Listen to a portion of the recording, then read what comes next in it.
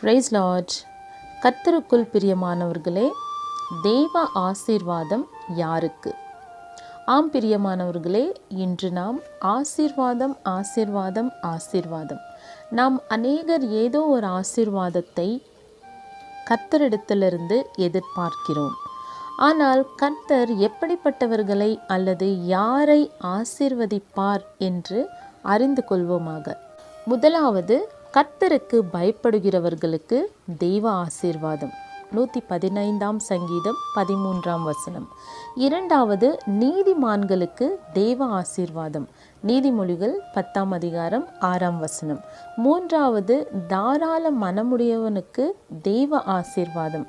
நீதிமொழிகள் 11 நான்காவது, தசம பாகம் கொடுப்பவர்களுக்கு தெய்வ ஆசீர்வாதம்.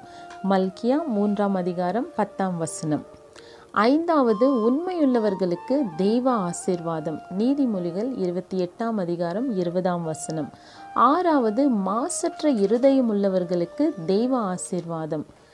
24 சங்கீதம் 4 ஏழாவது, ஆசீர்வதிக்கிறவர்களுக்கு தெய்வ ஆசீர்வாதம். ஆதியாகம் 12 3 Amen, amen, amen. God bless you.